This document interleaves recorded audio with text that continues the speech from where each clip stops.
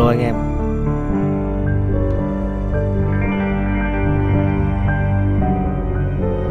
Nhạc bị to.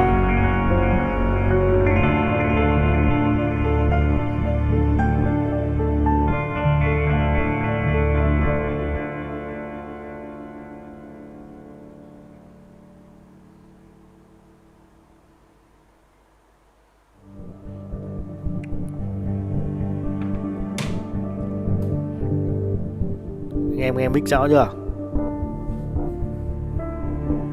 Bây giờ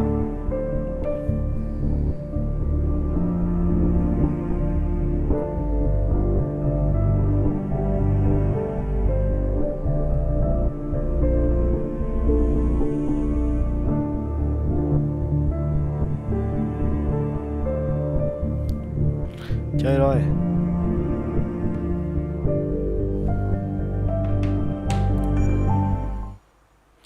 Con game này là con game Twin Mirror, gương sinh đôi, The skies are finally clearing up after a light rainfall most of the afternoon. The weather's approaching 49 degrees, so we've got a brisk West Virginia evening ahead of us. Wrap up tight and settle in, folks. This is 104.3 WVCK, the Basswood Sound. And I'm your host, Carrie Hammond. Coming up after a short break, mental health expert Dr. Wick will discuss the recent opioid epidemic that's been affecting. Nhân vật chính của ta, anh đang đi ô tô. Hugh Grant thì đã rẽ sang Basswood.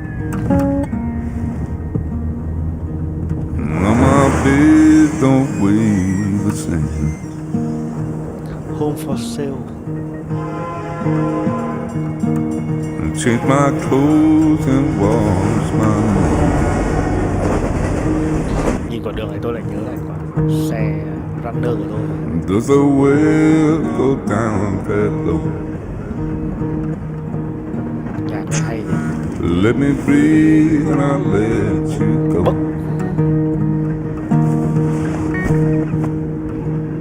I knelt down in desperation. I've felt around for something real. There's a radio station playing wrong in my ear. You keep coming alive, keep coming alive, keep coming alive, keep coming alive. You keep coming alive, keep coming alive, keep coming alive, keep coming alive.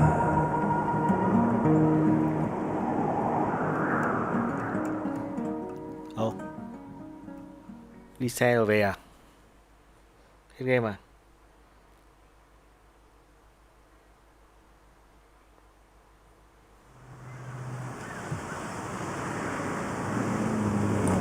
Em bình tĩnh nhá, để tôi giảm nhạc xuống một tí.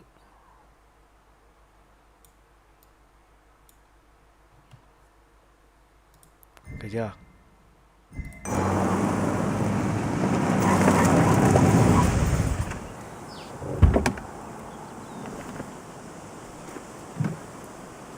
Game kiểu này nhạc nó hay lắm. Em xem phim nghe nhạc là chính rồi, chả có gì để chơi cả. Kiểu Time to kill before the funeral. Might as well spend it here.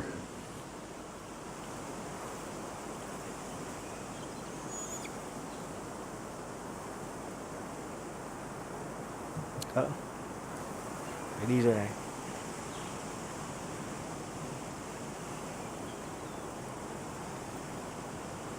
Tí tôi cho nhạc nhỏ thêm tí. Mic hết cỡ rồi.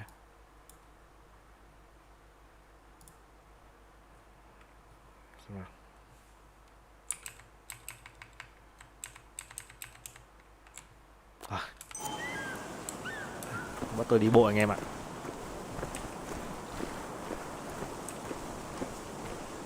Funeral isn't for a while, and I'm not gonna walk into town. Xe không đi bộ. Lên xe đi thôi. Không được vào à? À đây, có cái đường xuống này. No This place littering. was always one for decisions. Somewhere for things to fall apart. Gì đây?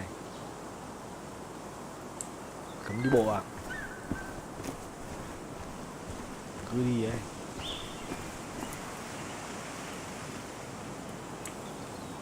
Basswood State Forest.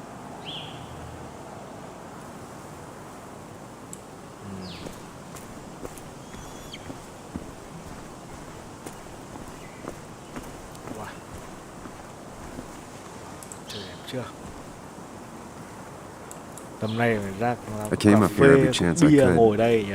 One of the all-time great views. Mỹ mãn It luôn. makes a small town look big. View của Basswood.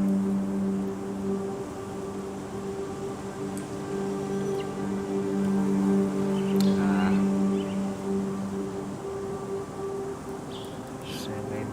Cemetery này. My hometown. It felt more imposing in my nightmares. Hometown thôi. I remember spending entire summers on the banks fishing with Nick. Đây là con sông. Thế có cái Strange to think of Basswood without its mine. gì? Đây không biết à? I'm not sure Nick would even want me at his funeral, given how I left things. Rồi, thế đứng ngắm view à?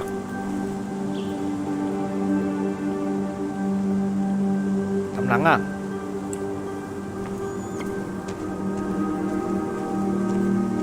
Game này thực là kiểu giải đố anh em ạ.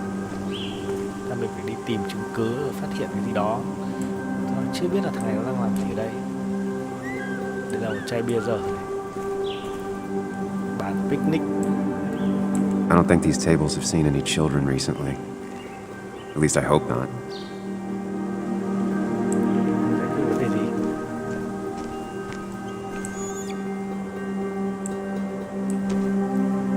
Kids hung out here all the time. Not that I was ever invited, or wanted to go. Đây là cái chỗ như kiểu là cắm trại ấy nhỉ? Đây, tiếp này. Đùa, không chạy à?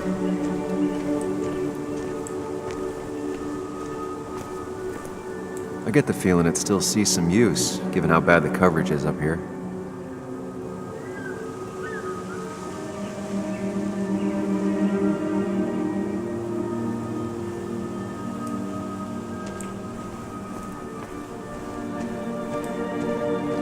Quan à?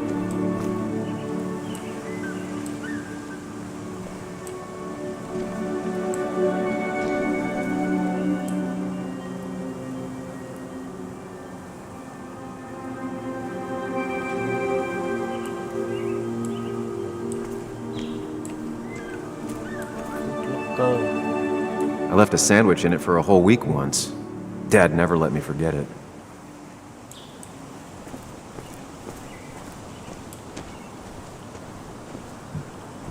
I used to love looking at Basswood from up here. Helped give me perspective. Until that day.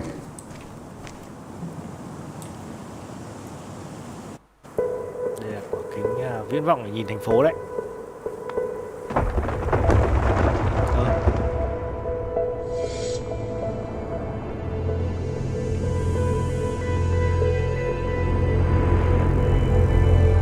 Gì đây?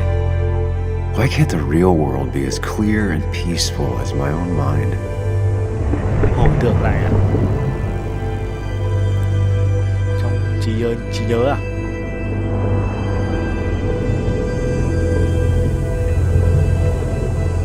Tàu. Even if it does mean nothing stays hidden in here. Not even me.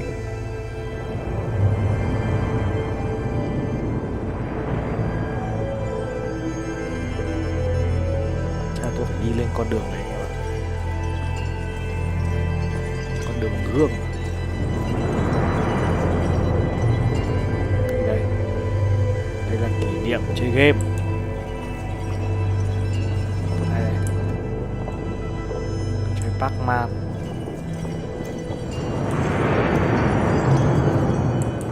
Đây là kỷ niệm gì đây? Bố mẹ.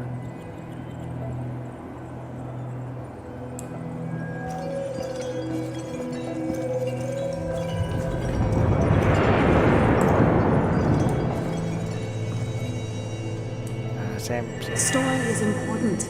You know I think that. It's just... People around here have short tempers and long memories. Be careful. Sam, are you even listening to me?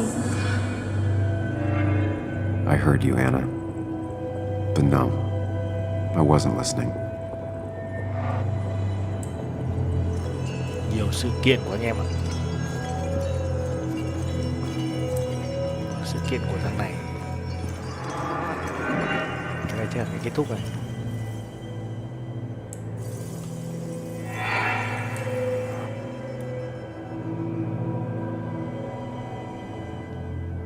Come on, Anna, look at this. What is it? Someone skinny dipping?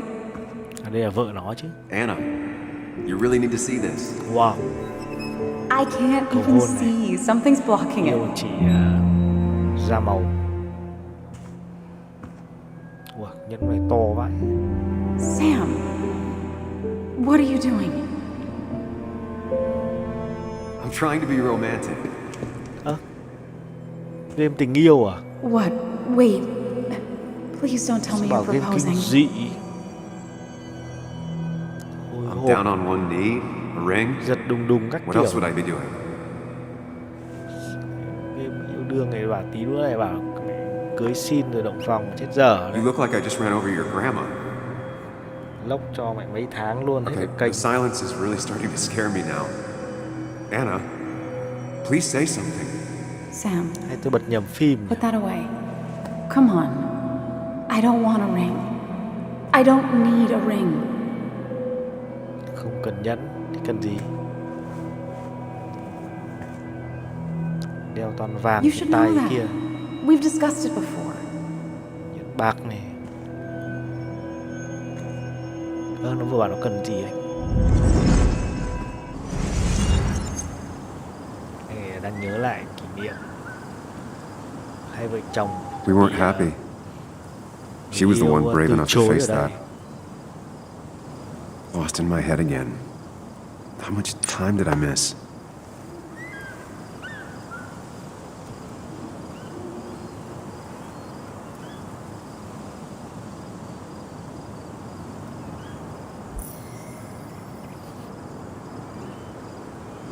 Đấy. E. Return to car.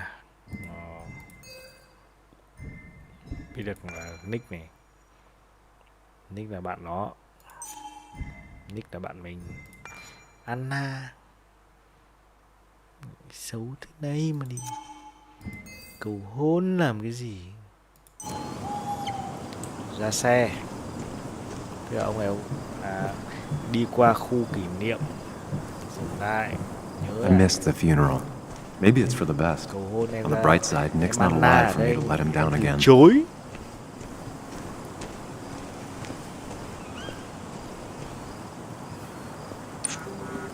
Đúng, có skip.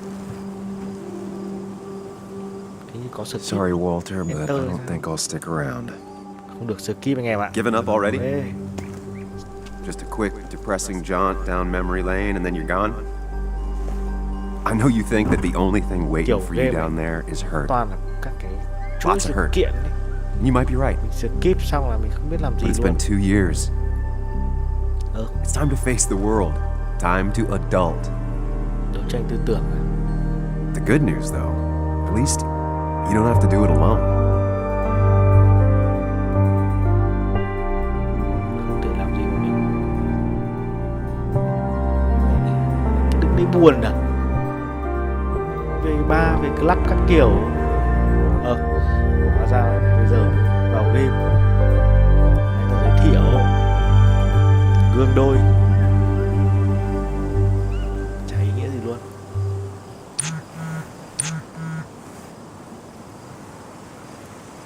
Water. Nick Wunke. Đây là tôi sẽ chọn một trong hai câu trả lời này. Đấy. Amotze.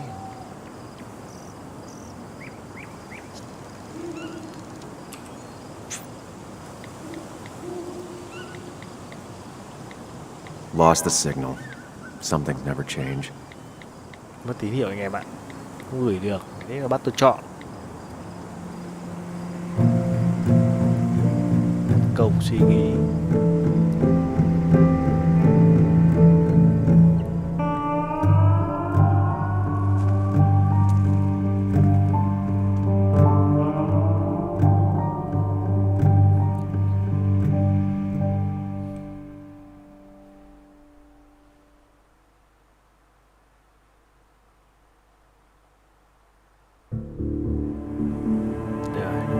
Thị trấn nữa. Đỗ xe.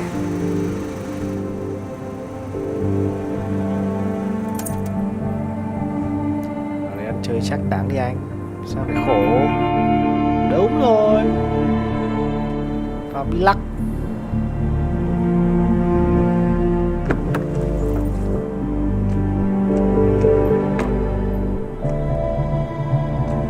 Chồng u ám à? Bấp. Đây là con gái của Nick. Lớn thế.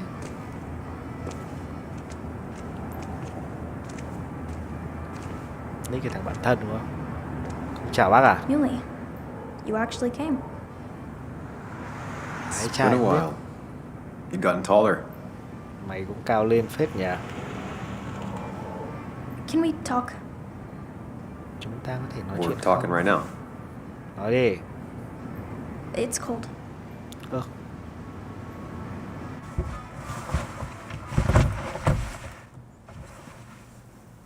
Rồi nói đi. Nhưng mà sao thằng này nó lại ngồi bên chỗ lái mà thằng này nó lại ngồi bên chỗ này nhỉ? So, You left.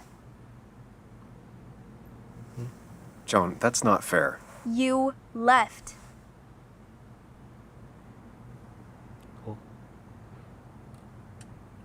Tự nhiên mày mắng tao. Mày phải giải thích cho tao chứ. It was more complicated than just me and you. It's always more important than me. Joan, listen. After Anna and I broke Joan. up, I couldn't keep living with her. I didn't have anywhere else to stay. So I moved back in with my mom, who's over in Connecticut these days. You didn't call, text, or anything. You were just gone. I don't know what Đã to say bỏ to that. đi. You're right. Nghe có vẻ lằng nhằng nhờ. I wasn't in a state where I could reach out to anyone. Nhưng là trẻ con hay là mày? I'm still not. If Nick hadn't died, I never would have come back. Thằng Nick chết rồi anh em ạ. Thanks for being honest. You're always at least honest. Thằng này trông con này luôn à? Listen, I wanted to talk to you about what happened to Dad. Tôi muốn nói It với doesn't bạn. make sense. Cháu He muốn nói wouldn't với have just chú về những gì crashed. xảy ra với bố cháu. He drove like a grandma, you know that. It's wrong. I don't buy it. I'm just in town for the funeral, Joan. I'm not a PI or a cop. You're the closest thing I can talk to. Will you just look into it, Muley? Please? She wants her father's death to mean something. But where does that lead? What if it leads to the Này hai nhân truth? cách à? That could change everything. An hour ago, you wanted to run Này, away. vân vân xem có nên nói sự Now thật you want không? to start another investigation? A Thay vì few trốn chạy. questions won't hurt anyone. Just Số tonight, cái câu hỏi có thể làm to reassure tổn her. thương. and myself. This is a wake. If you poke around, people may end up poking back. Okay, whatever you do, at least leave the kid out of it. It would be cruel Cheating him, to man. lead her on, Friends don't lie to each other. even if it means disappointing her Thì again. thì cứ nói thật luôn cho nhanh, nghĩ ngợi. It's your call. Ôi, tự nhiên bắt tôi phải mẹ hứa hiếc gì đây? Hãy để cô ấy không biết chuyện này. Hứa. Đấy. Hứa mẹ đi. Hứa này. Okay, I'll see what I can see and all that. Gumshoe it up. You will? You make some good points. It doesn't fit. I hate when things don't fit. Yeah, me too. I might just be, I don't know, crazy or something, but You want to know for sure. I get it. thanks, Muley. I should go in before my mom misses me. You better get in there too. Can't hide in your car all night.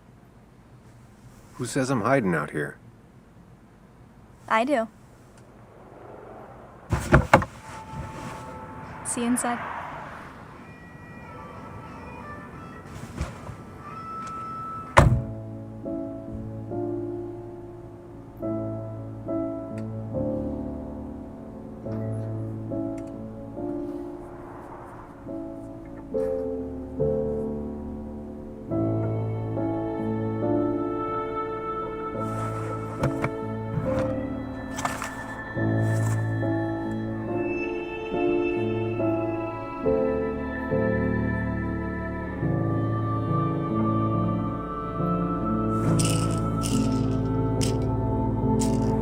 Ôi, chơi thuốc rồi. Chơi thuốc rồi vào bi lắc. Chuẩn bài.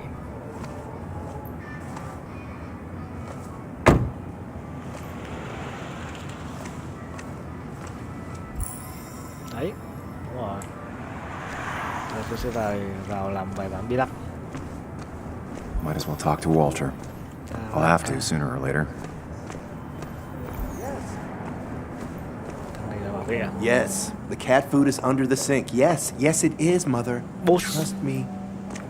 Oh, Samuel is here. I'll call you back. Samuel Higgs, as I live and breathe. Has it really been over 2 years? Regardless, I'm so glad you finally made it. Mấy game này tôi nghĩ là It's good to see you. What cũng kept biết you? hóa anh em ạ. A trip down memory lane. Cho anh em I xem missed the funeral, but I theo made it to dõi Nick's wake. cốt truyện ấy. You have to bring it in for a hug. It's a Basswood back in town requirement. So good to see you. Có đến Even ôm if I nó wish anh the em. circumstances were different. In times like these, we need the comforting touch. Ôm thằng này làm gì? Still not a fan of being touched? Phản cảm không? Is anyone? We're big huggers out here. Big huggers. You never understood that. Tự nhiên này thằng đàn ông ôm Also, nhau. have you spoken to Anna lately? Nhố No, nhăng. why? No reason. Tránh ra tao vào chơi bi lắc. If you get the chance, we should catch up. We should really catch up. I'll see you inside. Đuổi thì béo. Ờ. Đâu nhỉ? Cửa đây đúng không?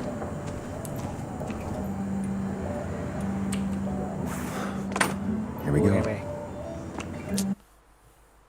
Cho mình phòng VIP. Đó. Vào cửa mà cũng lâu đấy.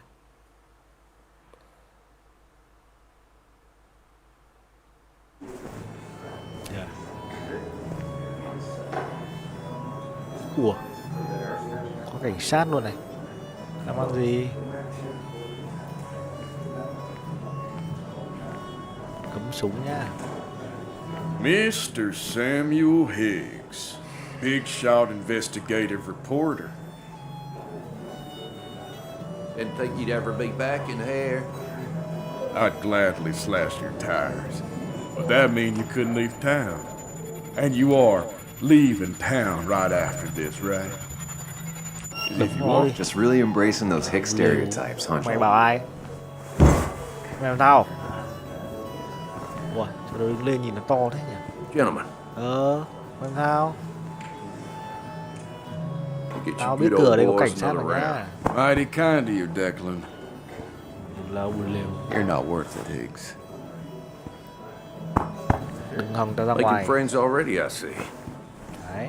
Bạn cảnh sát nó khác. Been a while. Vào cái mẹ careful. bướng ngay được ở đây. Rather not be working tonight. And Ôi you mà không always nhìn seem thấy to cảnh sát, angry up đi everyone's luôn. blood. Thấy nó hỏi gì đây? À, tớ ở đây là vì Nick này.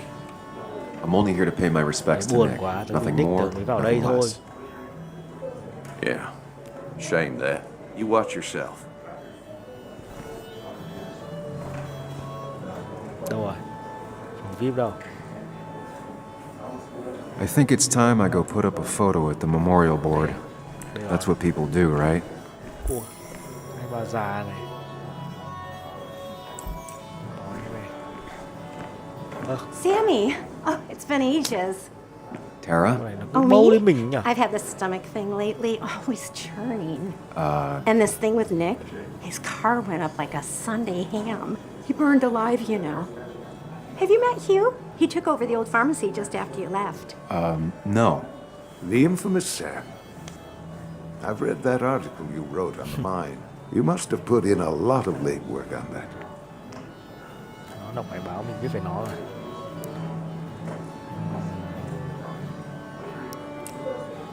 It took reading Làm cái nghiên cứu thousands thôi mà of anh. public records, but a pattern Phải em không emerged biết of về anh willful đâu. negligence. Nó chỉ là You một bề are a bài nghiên cứu bulldog. thôi. A dangerous man to Bulldog là anyone gì anh using em? power to exploit others. Chửi tôi à? That's nice of you to say. Don't hesitate to drop by the pharmacy sometime. Oh, and Sam, you... But for now, I have a feeling you're not here for us. Oh, right. Don't be a stranger, Sam. Bà này là vợ nó à? Bulldog. Lại bà già đấy anh em này. Chán thật. Con năm này có đứng đây này. Thì em bình tĩnh nhá. Ui dồi.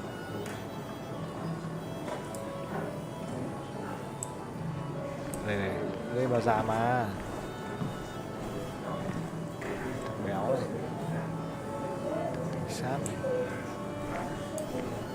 That's the guy who I got didn't the know you mine read closed. Dickens either. Mẹ gì chán Can't thế. believe you showed up. What happened? Đây là gọi là cốc rượu. Oh, it sounded good. Ethan.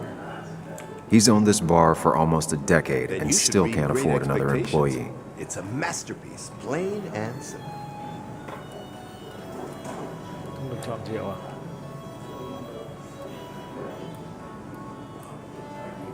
Vâng.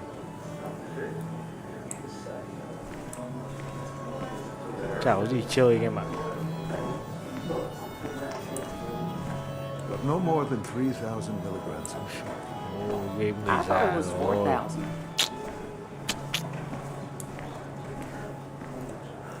Tôi lại đánh bi lắc của mình. Bi A mà. Restroom.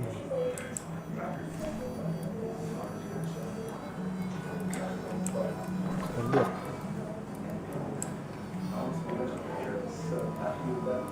Chỉ xem được thôi.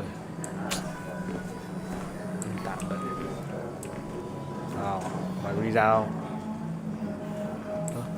Không tương tác được. Không tương tác được anh em ạ. Thôi thì ăn tạm. Kathy, Thì Sam, you actually came.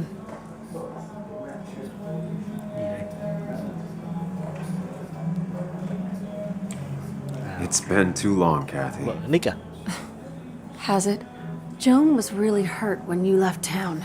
Nick and I were never Dạ close vậy. after the breakup, and Joan's never had a lot of Mẹ friends. Nick. Yeah. Maybe don't break her heart this time when you leave town. All right?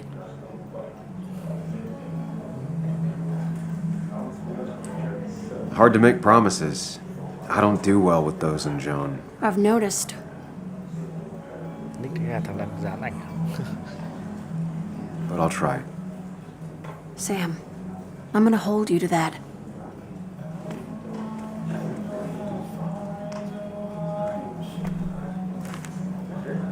Đây là buổi tiệc tưởng niệm Nick.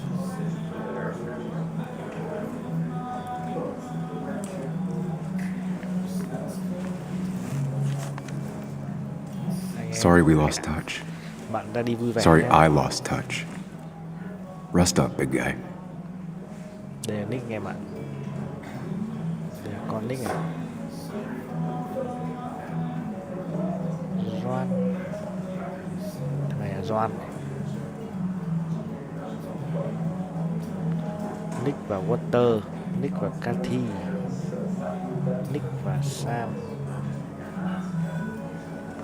Nick và Anna. Nick và Anna.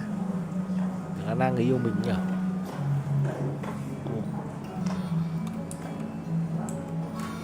Happier times.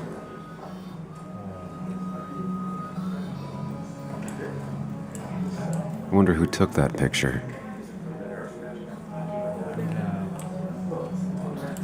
Nhiều bạn bè quá anh em ạ. Samuel, guess I lost the bet. Bet?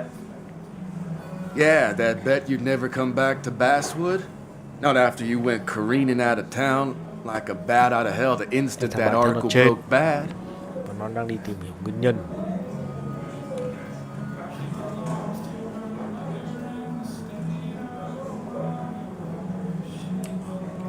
Well, Dennis, I won the bet I had with myself that you'd be an asshole right off the bat. That was a safe bet. What are you even doing here, Dennis? You and Nick become friends or something? Nope. He thought I was a drunk, which I am. And I thought he was a hack, which he was. This coming from the IT guy. Didn't know resetting passwords could give you a journalism degree. It can. But it does give me less patience for people who sling mud my way. Tôi không được mang súng à? Relax. I'm just playing. At least tell me how you've Chiều been. thằng này được anh em ạ. Đồ rồi. Nó đang nhẹ nhàng thôi. Really good. Pretty good. I'm thinking of going back to school. Go for another master's. So you don't have a clue what to do with yourself. Đừng lao nó bắn chết. Anyway, cheers to Nick. A man that, unlike us, people actually liked. Speaking of which...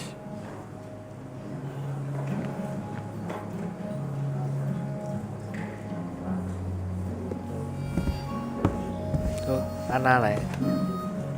Từ đâu chui ra vậy? Em này thổ dân chuẩn.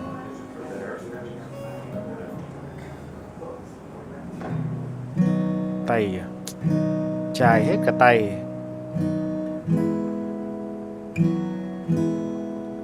As time draws near, my dearest dear, when you and I must part, how little you know of the grief and woe in my poor aching heart. 'Tis but I suffer for your sake. Believe me, dear, that's true. I wish that you were staying here.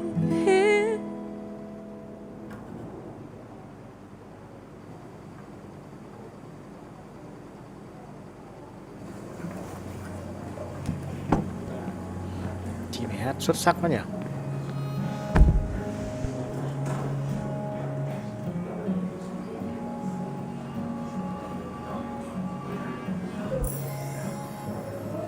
Cha tôi phải ra dỗ dành anh em ạ.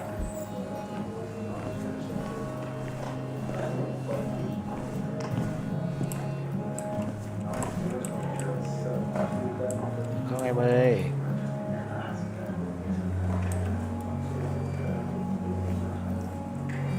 Anna? Sam! Thơm. Ôm chứ.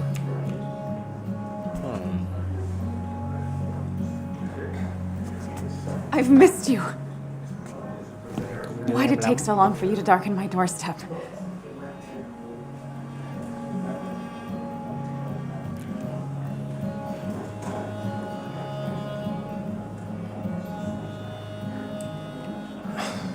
It's not your fault.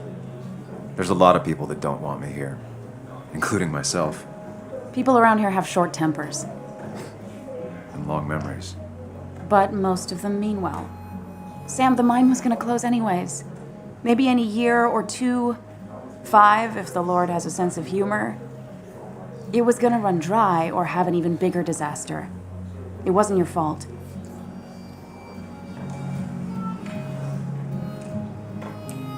Yeah, I mean, I understand that. It doesn't make it easier, though. It's gotta make it a little easier.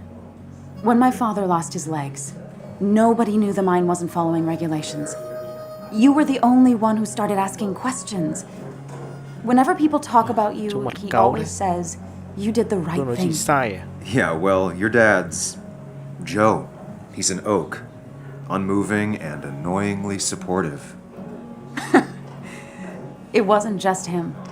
Nick thought your piece was great. He was actually jealous. He always wanted to write something that shook the pillars of heaven, as he used to put it. You know, Nick and I had moved in together. Started to get serious. But I think Cái it's này là only biết now yêu I nhau à? realize how much I cared for him. Con này là lý do anh em ạ. Dậy. But you and Nick started going out? When did this happen? A few months ago, he never told you? He Wow, asked that- me to let him be the one to say something. You two had been so close. He probably tried. I hadn't been answering his calls. Ah, Chết rồi đúng anh em ạ. that's the worst part, right? Anything broken just stays broken now. But Đánh this, cả ghẹ bạn. this was all nice. The funeral, the wake. Walter did a good job. But it all just makes me feel heavy. It makes my heart hurt. Like Nick's memory Bố has con been laid on độc top đáo of không me đưa and này. I'm still carrying him.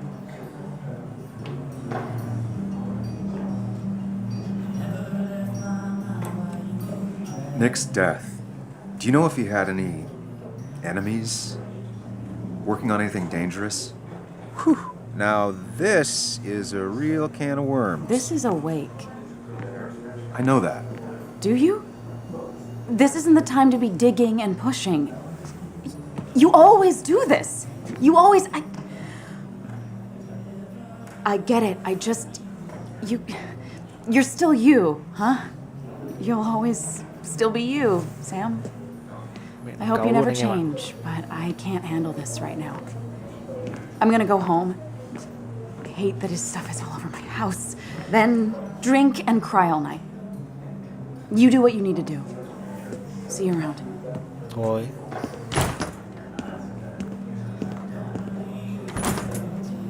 Samuel, come. Have a round with me. Mấy cái thằng béo I này. need a drink or two. Or 3. And then I'll go. Bố cái thằng béo này làm gì? Bố mày đang buồn. Bạn ăn cả ghẹ. Cay thật.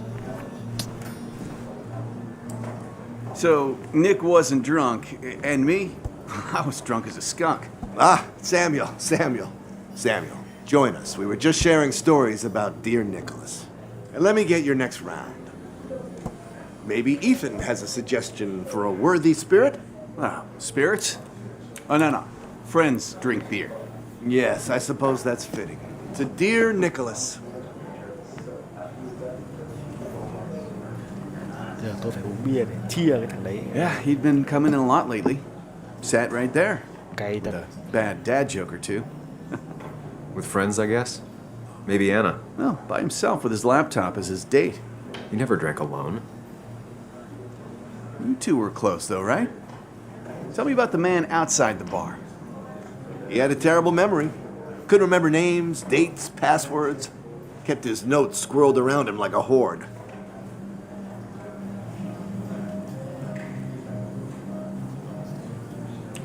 Ăn uống rồi.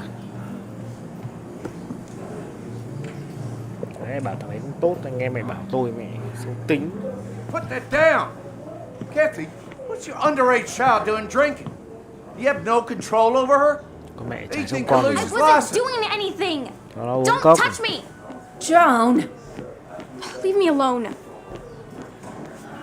You guys are all so stupid. You do not talk to people that way. Bé anh hiểu nó biết cái gì nhỉ?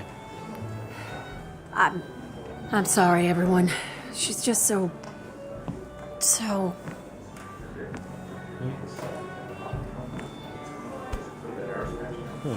Thằng ôn này. That was quite heavy-handed. I hope the little one doesn't được take it to rồi. heart. Cái thằng béo.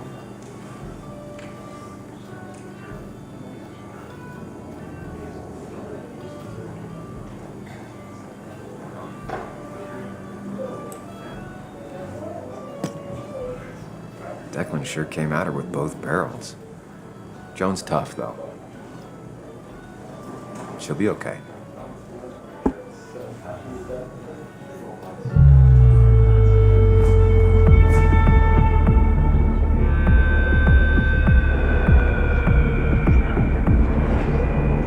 Bia lại nhớ ra.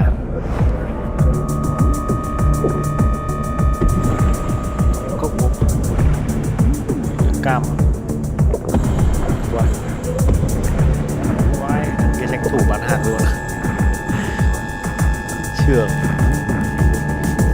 Chai bia.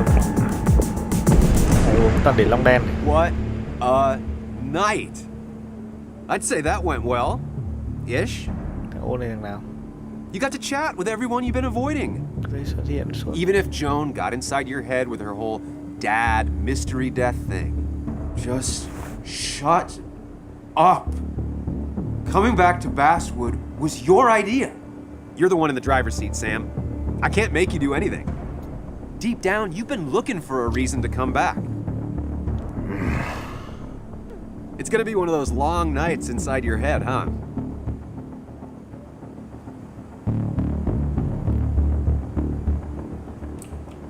Stop pushing me.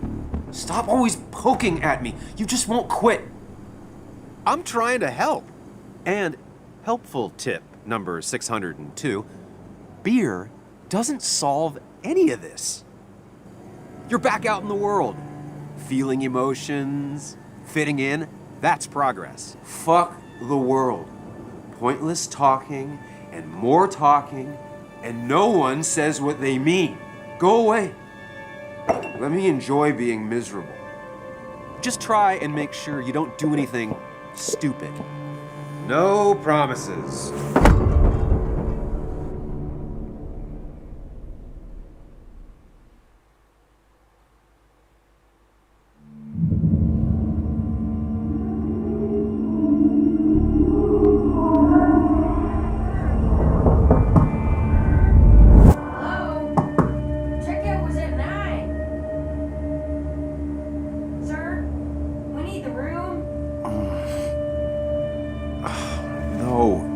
Stay out. You have 10 minutes before we charge you for another day. Okay. God, monsters have a chat at 9. Cởi chân được với nhau rồi. What happened last night? Oh, my head. Pills plus drinking. That was not my best idea. Did I black out or what?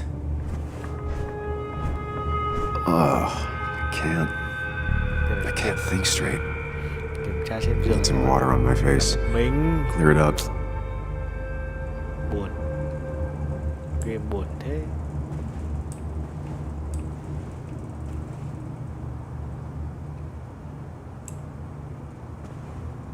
Chắc tôi đi ngủ sớm đây. Kiểm tra nước nhà vệ sinh em. God, what a headache. I feel like a small jackhammer in my left temple.